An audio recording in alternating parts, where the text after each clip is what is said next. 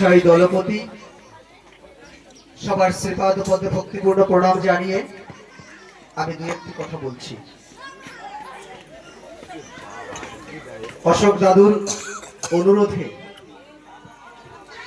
তিনি এমন ভাবে বলেছিলেন, তার ভালোবাসার টানে,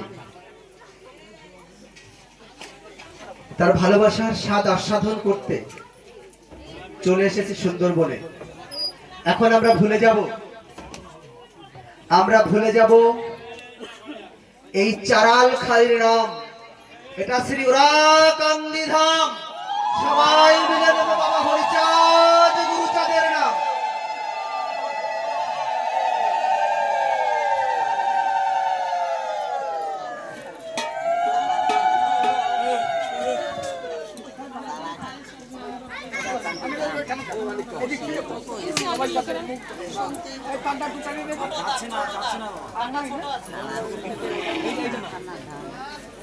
হ্যালো, হরি বল।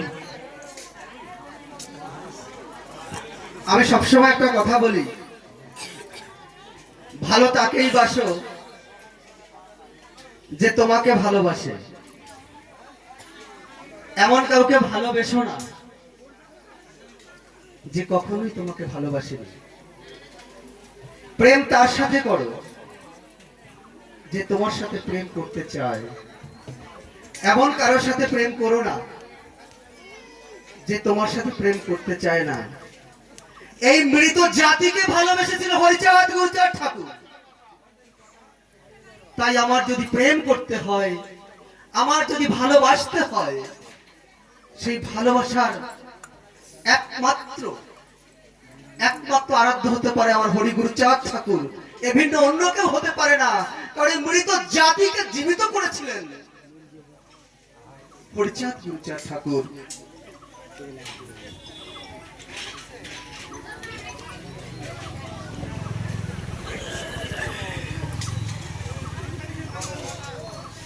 যত্ন, আমাকে যে যত্ন করেছে আমি তো তাকেই যত্ন করব।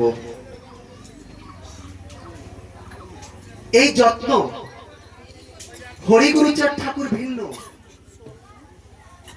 আমাদেরকে কেউ যত্ন করেনি, কেউ কাছে টেনে নেয়নি, কেউ বুকে টেনেও নেয়নি।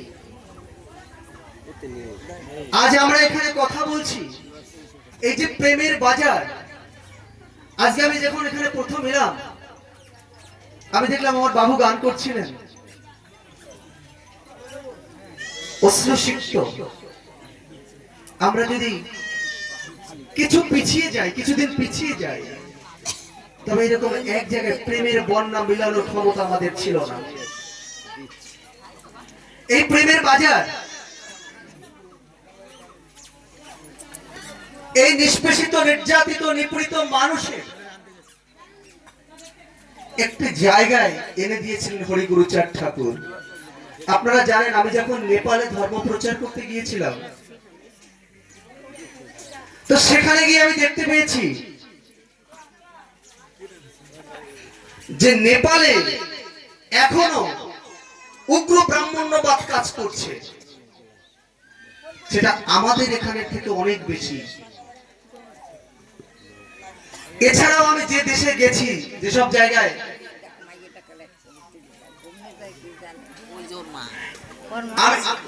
আমাদের এই মতুয়া ধর্মটাকে টিকিয়ে রেখেছেন।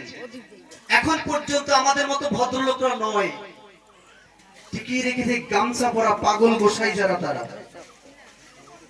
এই পাগল গোসাই যদি না থাকতো, তবে মতুয়া ধর্ম আজ আমরা বুকে হাত দিয়ে বলতে পারতাম না স্বাধীন স্বতন্ত্র মতুয়া ধর্ম। কিন্তু আমরা এখনো হরি গুরুচাঁদ ঠাকুরের দর্শন, লীলামৃত যদি বুঝতে হয়, আপনি গবেষণা লব্ধ মানসিকতা না নিয়ে লীলামৃত বোঝা সম্ভব নয়। লীলামৃতের মধ্যে এমন এমন চাবুক মেরেছে যে চাবুকের বলে আমাদের সত্তাকে জাগরিত করতে হচ্ছে। আমরা জানতেই পারতাম না যে আমাদেরকে নিয়ে কত রকম চক্রান্ত চলেছিল। নারী অধিকার, এখানে মায়েরা আছেন, নারী অধিকার, নারী জাগরণ, সর্বপ্রথম করেছিলেন হরিচাঁদ ঠাকুর, আর কেউ করেনি। সমস্ত ধর্মগ্রন্থের মধ্যে নারীকে ভোগপণ্য করে রেখেছেন, ভোগের সামগ্রী করে রেখেছেন। সেখান থেকে কঠোর বার্তা দিয়েছেন হরিচাঁদ ঠাকুর। তাই মায়েদের সবার আগে উচিত, যে আরাধনা আপনারা করেন না কেন, আপনাদের মন প্রাণ সঁপে দেওয়া দরকার হরিচাঁদ গুরুচাঁদের পায়ে। হরিচাঁদ গুরুচাঁদকে যদি আপনি ভালোবাসতে না পারেন, আপনি জাতির সাথে বেঈমানি করছেন।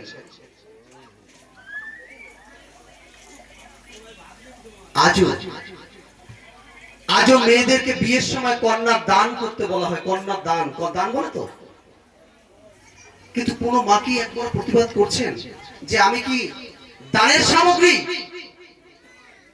আমাকে কেন দান করা হবে? এগুলো আপনারা একটু জেগে উঠবেন।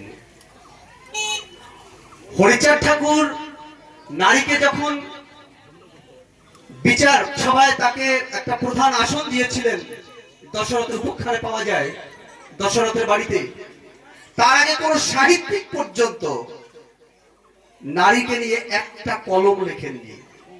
নারী নরকের দ্বার। আবার একজন লিখছেন, পুরুষ ছুলে যায় না রে জাত, নারী ছুলে জাত উপকার।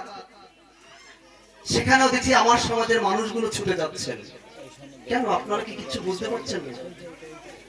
বিশেষ করে আমার মায়েরাই যাচ্ছে। আবার লিখছেন, যে নারীতে চাকরি করে জনম জাতি তারাই মারে। আপনারা মুখ বুঝে কতকাল সহ্য করবেন? ছুঁড়ে ফেলেন ওই সব লেখা। তাই আমি শুরুতেই বলেছি, আপনাকে যে ভালোবাসে আপনি তাকে ভালোবাসুন। যে আপনাকে কোনোদিনও ভালোবাসেনি তাকে নিয়ে আলগা প্রীতি করার দরকার নেই। তাই মৃত জাতিটাকে বাঁচিয়েছিল হরিচাঁদ ঠাকুর, গুরুচাঁদ ঠাকুর। গতকালকেই দেখেছি এক মহাপণ্ডিত,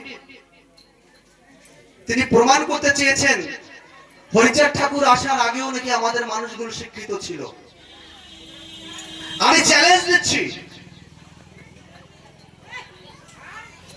1812 সালের আগে আমার সমাজের মানুষ একজন শিক্ষিত ছিল, আমাকে দেখাতে পারবেন? একজন পারবেন না। যদি ভুল তথ্য দেন সেটা আলাদা। আর কিছু রাইটার ইতিমধ্যেই আমাদের মূল গ্রন্থ শ্রী শ্রী হরিলীলামৃতকে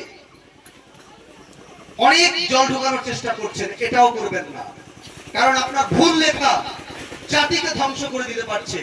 আর গোসাই যেটা লিখেছেন ওইটাই ঠিক, ওইটাই আমরা মান্যতা দেব। আমরা শ্রী শ্রী হরিলীলামৃতের বাইরে যেতে পারবো না। তাই লেখাগুলো সাবধানে লিখবেন। যদিও এখন গানের আসন, আসলে এটা আলোচনার জায়গা এই মুহূর্তে নয়। আমি বেশিক্ষণ বলবো না, গান শুনবো। আসলে একটু গান শুনতে এসছি। গোসাইরা, জয় গোসাই বোধহয় গান করবে না, একটু গান শুনবো।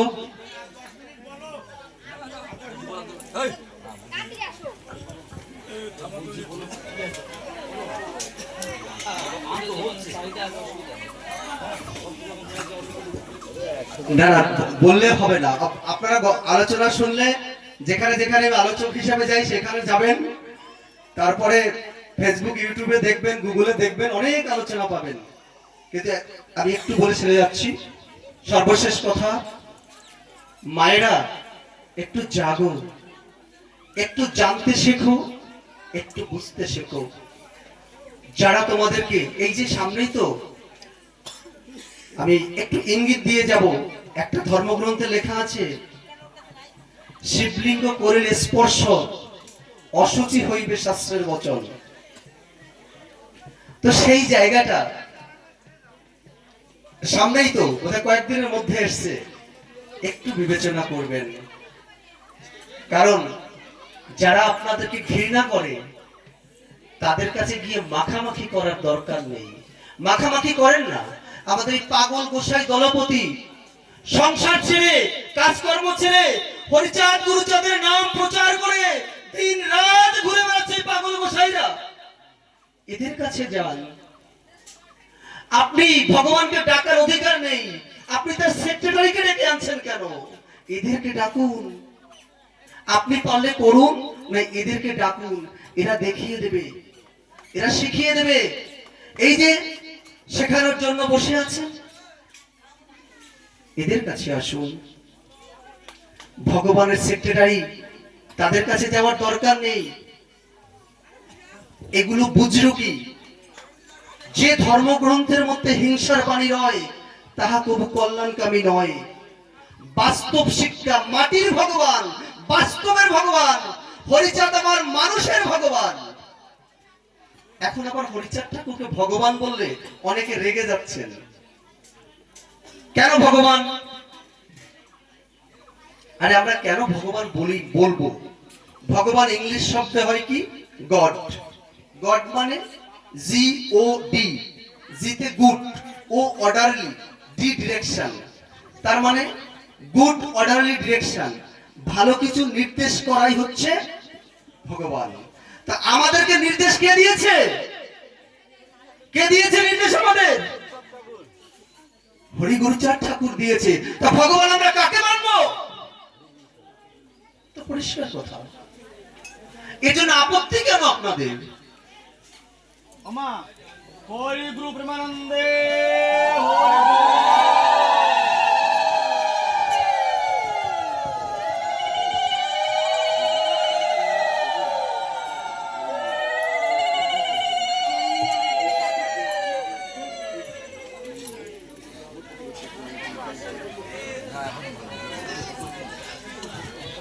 আমাদের মধ্যে ইতিমধ্যেই একটা ঘোষণা হয়েছে। গোসাই একটা ভালো কথা বলেছেন, যদিও আমরা এখানে এতটা বলবো না। অলরেডি ঘোষণা হয়েছে, বিবাহ এবং শ্রদ্ধা অনুষ্ঠান আমরা মতুয়া বিধানে করব। আমাদের পাগল গোসাই আমরা করব। কারণ যে মানুষ আপনাকে মন্দিরে ঢুকতে দিচ্ছি না, যারা আপনি ছুঁয়ে দিলে অশুচি হবে, আর আমি ছুঁয়ে দিলে জয় গোসাই খাবে, আমার থালাই খাবে, আর আপনি আমার থালায় খাচ্ছেন না, তা আমি আপন কে? আমি যে আমার বাড়িতে আসছে, তাকে আমি যদি খাবার দিই সে খাচ্ছে না, আর জয় গোসাইকে মাখিয়ে দিলেও খাচ্ছে, তা আমি কাকে আপন বলবো? কে আপন কে বলো? তা ডাকবো কাকে? এই বোধ কেন আমাদের নাই? এই জন্য গুরুচাঁদ ঠাকুরকে সিএস মিট বলেছিলেন, বাবা তোমার পাশে ওইগুলো কারা? বলেছিল, বাবা ওগুলো আকারে মানুষ, পশু এক দল। এই আমার জাতের মানুষগুলো বড়দের দল, এরা নিজকে বোঝে না, আপনকে চেনে না, তাই তো পরের বাড়ি গিয়ে মাতুব্বরি করে। এই জন্য নিজেদেরকে চিনতে হবে। আমি আর বেশি কিছু বলবো না, আমরা গান শুনবো, আজ এখানেই রাখবো। আমি যদি কোনো ভুল বলে থাকি আমাকে কেউ ক্ষমা করবেন না, কারণ ক্ষমা চাওয়ার ব্যাপার আমার মধ্যে নাই।